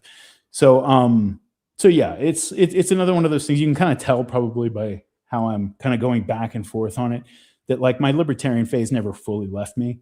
But I do think it's, there's a lot of complications there. I mean, yeah, especially in a society like ours where we don't have like a strong collective identity. We don't really have like a strong sense of who we are as a people, that we're engaged in some, long-term collective project that is independent of what political system we have. The Russian people are the Russians, whether they're communists or Tsarist Orthodox or whatever they are today. We don't really have that as much. And you were asking about like earlier when you said like anti-American, like that whole kind of thing. Like you hear all the time that the idea of a propositional nation, America's a propositional nation. That's another kind of way of saying America's not a nation, America's a religion. Yeah. And that's why you can say you're anti-American in a way that like, that wouldn't really make sense in a lot of, like, if you're a Polish guy in Poland and somebody said you're anti-Polish or whatever, it wouldn't even really make sense. Like you just are a Pole. So it's like, But in America, it's like this is a creed that you adhere to, to some degree. And that's what sort of makes us who we are, like the way most people think about it. And so it is like, in a way, like inherently a competing religion, that is very likely eventually to run up into conflict with your actual faith. Yeah. No, I pretty much agree with all of that. I mean, I think that the thing I've said the most, which I think gets at the heart of what you're saying, is that, libertarianism isn't enough, because it's like you can't just get every single person to read Rothbard and suddenly that's enough to create a libertarian society. And I mean, I think there's a lot of evidence for this, but I mean, heck, like if you've spent any time in just observing libertarian circles or libertarian party circles, it's like, you'd think a group of people all devoted to the idea of private property rights and social cooperation must be a really, peaceful, swell group to hang out with. And 9 out of 10 times, not so much, because that cultural element, that shared identity is a big thing. And, something I've really struggled with, which is very germane to what you're talking about, which I think libertarians get tripped up on, is like the topic of immigration, which you kind of mentioned with the whole ICE shootings and all that. And it's like, I have that libertarian impulse, which is like, well, I mean, they're not someone who's just crossing the imaginary line hasn't done anything wrong, so the government shouldn't do anything. But I also then go, all right, but also we barely do liberty here, if we do it at all. The rest of the world certainly doesn't do liberty. So, we have our own cultural problems. If we import more cultural problems, especially at like the mass rates we saw under Biden, well, that doesn't seem to be getting us closer to doing this liberty thing we want to do, right? Now, I hear you, just like you said, you get it too. Yeah, asking the government to do something comes with all sorts of risks. And I'd even say that, like, listen, like people like our friend Dave, I love Dave, and he was in favor of the mass deportation thing and more immigration restrictions. And I was like, I've always said I get the reasons why, but I'm squeamish about it, because then you see what happens is that the mechanisms of doing so come with this.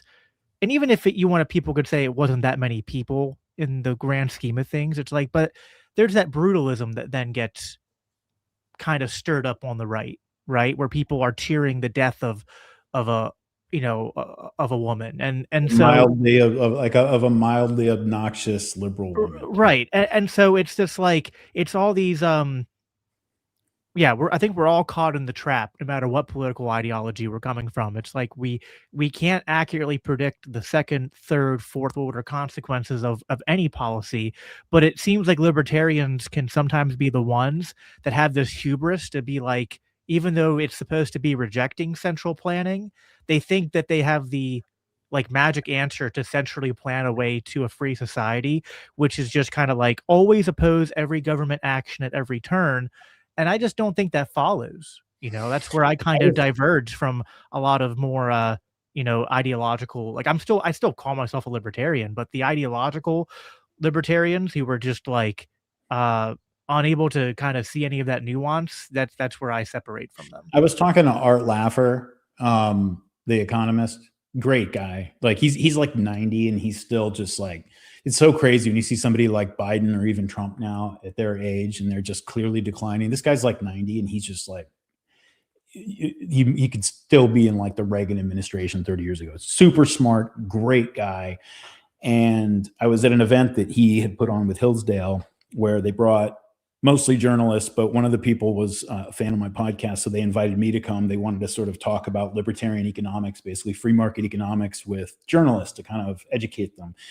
And so I was there and they were very gracious with like taking questions and everything. And so I was talking to Art and we were at dinner and I told him, I said, look, the thing is about like, I can agree with like, the part of the part of libertarianism that never left me at all is Austrian economics. Like, as far as I'm concerned, like they got that right. Yeah. And to me, it's like, it's very obviously right. That doesn't necessarily mean you adopt it whole cloth for reasons like I'm just about to explain, but it's right. I said, look, you're a libertarian, you want freedom, you want free markets, you want these things. In your like ideology, it is both immoral and economically unwise to tell the guy who owns a factory in the Midwest that supports 80% of the economy of the town that he can't ship his factory overseas to make greater profit, that the government has no right to do that. That's a very unlibertarian thing for a government to do, to tell that guy what he can and can't do with his private property. I was like, but if he does it and everybody in that town gets laid off and you have a gigantic spike in the breakdown of families, in suicides, in alcoholism, and all of these kind of things, you should not be surprised like 20 years later when the children of all of the people whose dads got laid off in that town all vote for Bernie Sanders. And so, yes, it's not a libertarian thing to do to tell that guy he can't do that. But if you step back and like really look at it from a broader perspective, you're taking an action or refusing to take an action that is going to lead to the opposite of what you want, like down the line. And he gave the exact right answer. He said, I'm an economist. Like, those are political questions. I'm telling you how the economics work. And, you know, that if you violate these principles, then there are going to be inefficiencies and consequences for that, some of which you may decide through the political process are worth bearing. But I'm just telling you how the economics work. I was like, that's a good answer. I accept that. But that is the thing. Like, anytime you do that, you are going to create inefficiencies. You're going to create new coercive powers that are going to have to be guarded and policed. I mean, you know, there's a certain extent to which, like, this is another thing that like made me sort of just, you know, stop thinking about libertarianism so much, I guess. Like, is that like in our modern age, dude, when we've got a federal government that has a $6 trillion budget and like a $1 trillion military, and that's not even counting state and local governments, whatever. Like, the whole idea of even talking about like libertarianism it seems kind of anachronistic. You know what I mean? Like, we're living under, by orders of magnitude, the most powerful and largest state in the history of mankind. Yeah, I get that to a point. I guess where maybe I push back a little bit is that like I think it's about how you sell it, right? And I think that like, yeah, when maybe the more reasoned Cato types try to sell libertarianism in the context you're laying out, it does come across as kind of goofy, right? But, you know, I think at its best, it was the way Ron Paul did it, which was to be like, hey guys, like, the reason all this bad stuff is happening in our economy and in our foreign policy and in our culture are because of, for reasons that libertarianism helps us to diagnose. And libertarianism can even offer us general prescriptions. Like even that example you gave about like the one factory in the town, it's like, you know, there could be, in that hypothetical, we don't know, like economic reasons that were because of government policies, why there weren't other factories in that town, why there wasn't competition.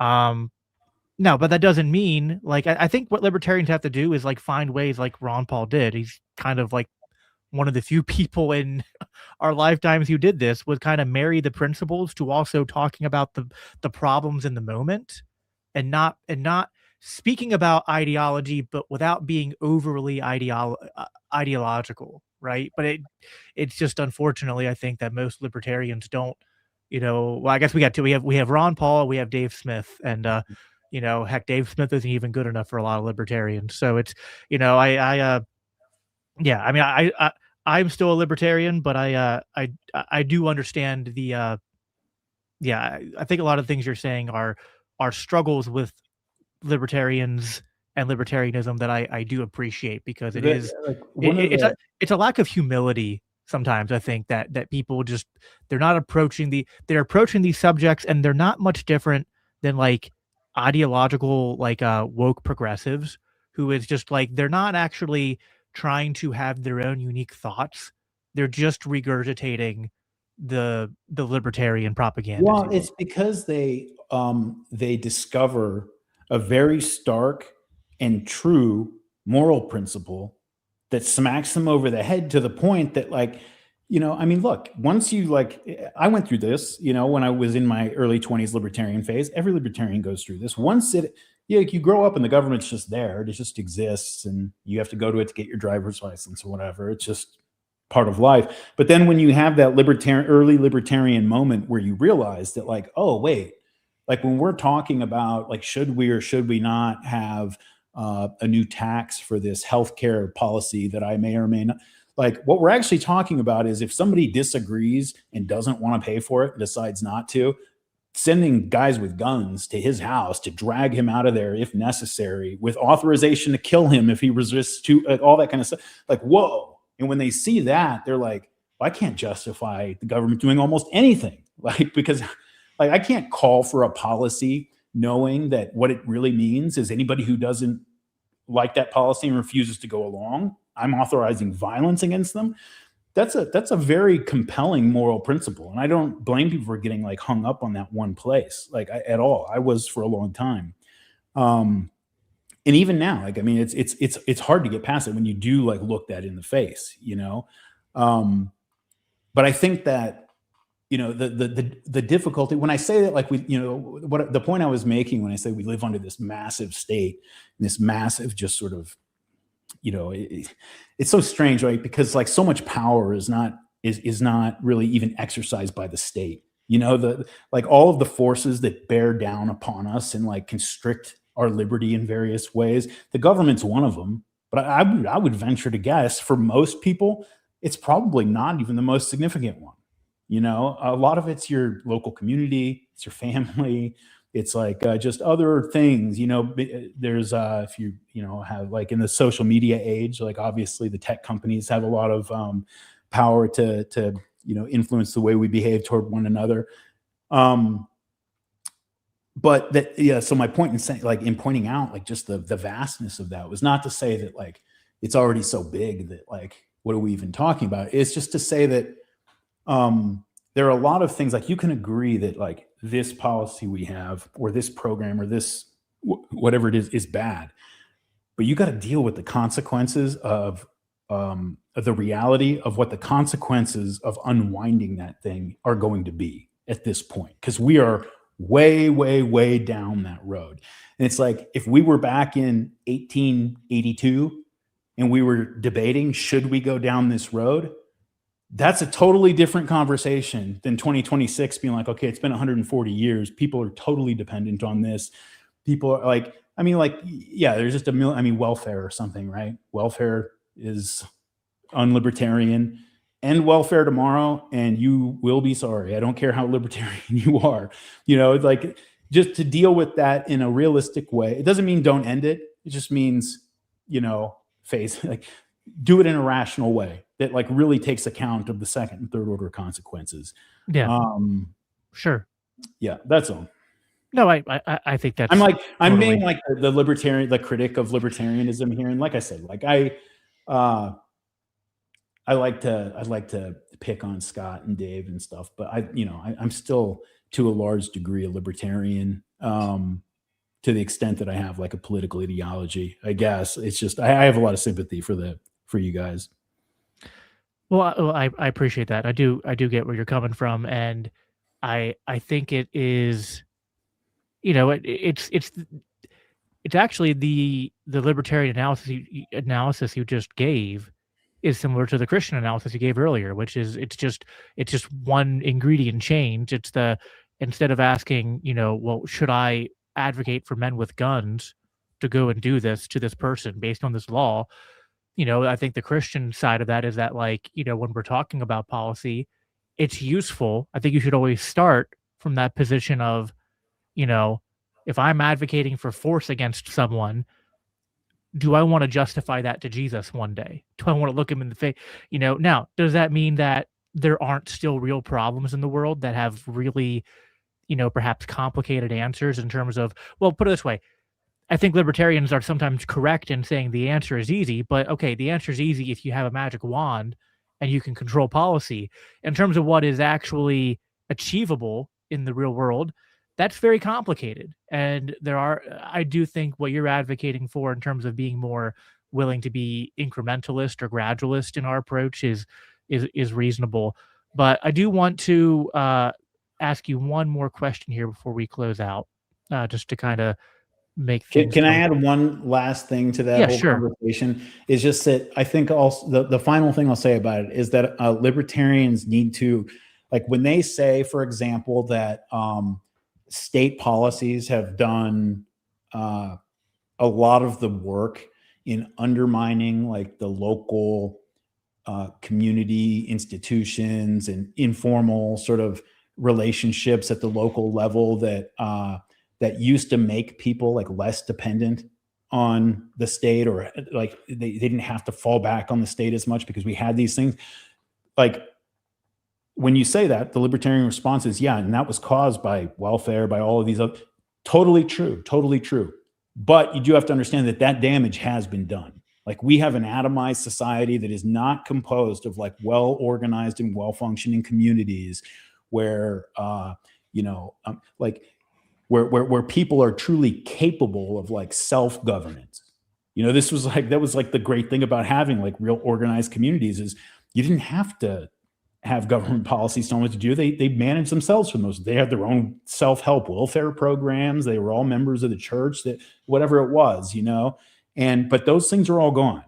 And people are out there by themselves. They don't know their neighbor's name on either side. They don't have like, and so people are really on their own. And if they feel like they're really vulnerable, people who feel vulnerable, they demand that the government take action to help them. Oh, 100%. You're spot on with that analysis. And this is why, I think, you mentioned Hoppe. Like one of Hoppe's most brilliant observations was the application of the economic concept of time preference to cultural activity and the relationship there. And yeah, like when libertarians like to talk about the Rothbard button, and I've always kind of been one of the ones who said, listen, in my heart of hearts, I want to press that Rothbard button, end the state. Practically speaking, like even if you ended the state, people aren't ready for self-governance. They'd probably recreate the state or something worse than what we have now, because they are, not only because of their beliefs, and not only because of that high time preference mentality that they've been incentivized to be in because of, the Fed and inflationary culture and policy and stuff like that, but also because of they've been made dependent, and they're not going to, maybe some people would be willing to, switch into personal responsibility mode and self-reliance, but too many people have become dependent on the system that it's they'll deem it too big to fail to some extent. And that's a real problem that libertarians have to deal with. And that's the Achilles heel of libertarianism is definitely a sort of naivete when it comes to culture and human psychology, I think. Yeah, well, the Achilles heel is democracy, and if I was the emperor of America, like the 100% dictator of the country, you'd all live in a libertarian country. But short of that, it's going to be very, very, very difficult to get everybody on board in a consistent, long-term manner for it. It does probably, your mileage will vary, right? There's probably some states in the union in some areas that are probably much closer to this, and then ones that are really far away. So, I mean, there's probably that nuance to add in. But yeah. But last question I wanted to ask you. So as we kind of talked about at the beginning, the Fear and Loathing series, I was going to boil it down this way, kind of like that step 1, X, step 2, was it step 3 profit, and step 2 was like the question mark. So I wanted to pose a question to you in that kind of format. It's like step 1, I think of like what you're doing with Martyr Made is that like building empathy for different people groups in present time and in history, put yourself in their shoes, understand the horrors and traumas they've experienced, and then ask them what they would do. And I think maybe step 3, if I could project a little bit here to what I think your maybe aspirations or hope is, that over time you can be part of what convinces people to sort of, in society, to abandon a foreign policy that is, like insane and homicidal. And it's like homicidal and suicidal at the same time, because we're killing people and we're, also killing our soul and our own nations at the same time. What is, step 2? Maybe there's more than 3 steps, right? But like, beyond just getting people to listen to Martyr Made and to develop that, like what should people then do with that? I'm always curious to try to, I think as podcasters, it's easy for us to talk a lot about these ideas, which is important. But then I always want to find ways to give the audience something like a call to action. And so, what would you leave the audience with as far as something like that? I'm going to disappoint you a little bit here, maybe, because I don't know. I don't. I'm not prideful enough to think that I am engaged in some kind of project that's going to influence the direction of the culture or the country or anything. Like, I hope that the people who listen to Martyr Made do come away with that, a deeper feeling of the humanity of people who are strangers to them. And I do think that, that to a large degree, especially in the foreign policy front, but others, domestically as well, that by itself, like, solves a lot of the problems. You know what I mean? Like, I see this with like the Israel-Palestine thing. Like all you have to do is convince, like in America, at least, like if you're talking to a normal American, all you have to do is convince them that the Palestinians are human beings and that those are actual kids, not like, little goblins or whatever, and they have feelings just like you do, and they feel the same exact way when they watch their kid die. All you got to do is convince them of that, or everybody knows that, but they don't know it, and so you just have to bring that to the front of their mind, and then all of a sudden the whole situation, like, it just looks different to them immediately. That's all you have to do in like a lot of situations. As far as a call to action, man, I don't know. Like,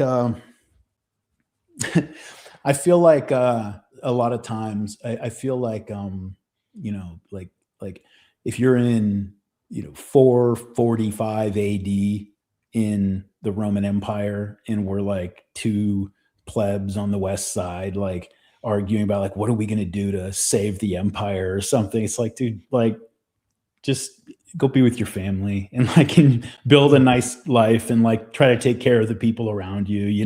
Like, these are forces that are so huge, and that, in our age where we have like a government that is like democracy by name, and especially now when we have participatory media like on the internet, it gives everybody this sense that they're really participating in like the broad forces of history in a way that we're really not. Like, we're spectators of this, and to get too focused on it to the point that it draws you away from, the things that are actually close to you, and that really do matter in your actual life. That's something to be avoided. People live way too much of their lives like in places that are in contexts that are completely, that are far away from them, how people can't name a single person on their city council, but they can probably tell you 30 members of Congress, in Washington from other states. And it's like, take that and just sort of apply it to everything. And that's a poisonous way of living in the world, because like you're taking your attention and just living your life in a place that is really not real and has nothing to do with you. I don't want to tell anybody to like, not go take action or something. That's great. If that's what you're called to do, go do it.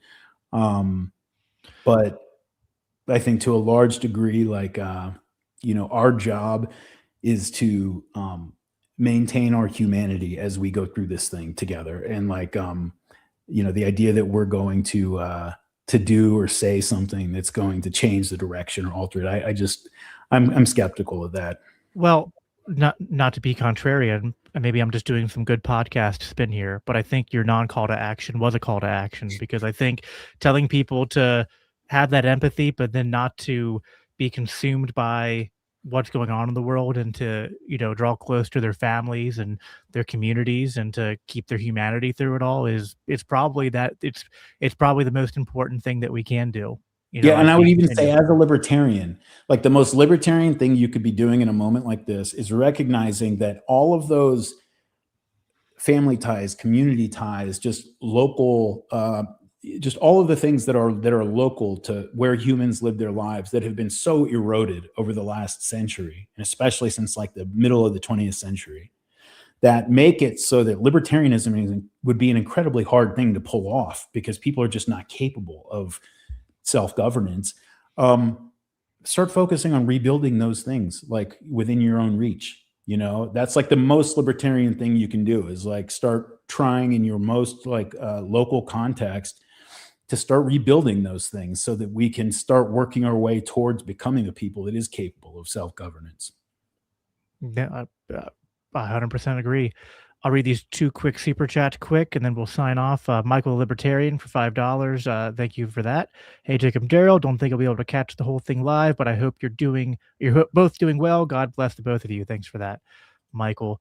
And then Anti-War Com Original, $5. Is it necessary for one to have empathy or forgiveness for Nazi Germany or apartheid Israel to understand history? Man, it's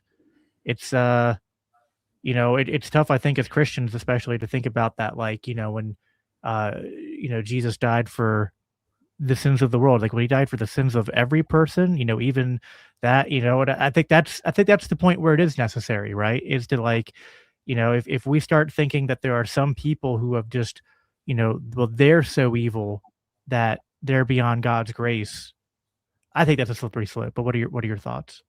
Yeah, and it's even if it's true, it's not our place to make that call. You know, Yep. we have to understand that, like, you know, everybody was like just born as an innocent little kid, and for some period of time, as they were growing up, they were still an innocent little kid, and you know, life happens to different people in different ways, and we become all kinds of things. I mean, you got to think about it. Like humans can be St. Thomas Aquinas, or we can be the Aztecs. Like those are the same species. Like we have wildly varying directions that we can take in life depending on, you know, just what's going on at the time. And so, yeah, I would say this, like, I don't know, she's talking from a libertarian perspective, but from a Christian perspective, which is, you know, the real governing principle for me here,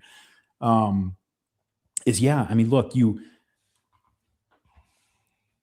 like God did not come down to earth the one time that he came down to speak to us for about 3 years or so of ministry. Like this is like the one time he came down, only once. He didn't come down a whole bunch of times. Like this is the time he came down one time to give us a message. And you can be sure that that message was not, you know, the thing that you already like just wanted to do, then like that you just naturally do that. That's right. You're correct. Yeah. Do that. So those people you think they're bad and you want to hate them. I came down, died on a cross to tell you, yep, do the thing that you were already going to do. No, like it's, you know, love your enemy it is as insane as it sounds.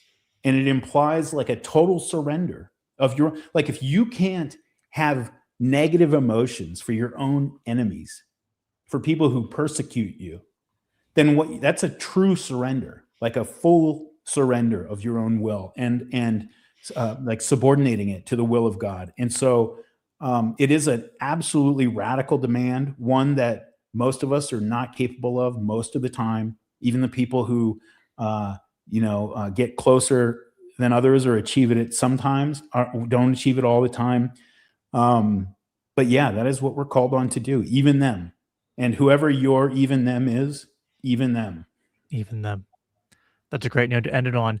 Thank you, Daryl, for being here. Everyone, make sure you you can follow him at Martyr Made on social media. And if you just look up Martyr Made podcast, you have a Substack and stuff like that. People can easily find anything else you want to plug before we sign off. Watch Provoked with me and Scott Horton every week. Oh, of course. Yes, obviously. Watch every Friday night, unless Scott's traveling, which he's been doing a lot lately. So, yeah, otherwise 5 p.m. Pacific every Friday night we go live. I just want like a small cup of just like a tiny bit of whatever makes Scott tick, because that man is just a Dr. Pepper, dude. The guy who lives on Dr. Pepper. That must be the secret. I'll have to switch it up. I always thought that was a meme or something, and then I like hung out with him. It is not a meme. And you should come on with us one of these days. Yeah, I'd be happy to do it. It'd be a lot of fun. All right. Thanks, Daryl. Thanks everyone for tuning in, and talk to you next time. Take care.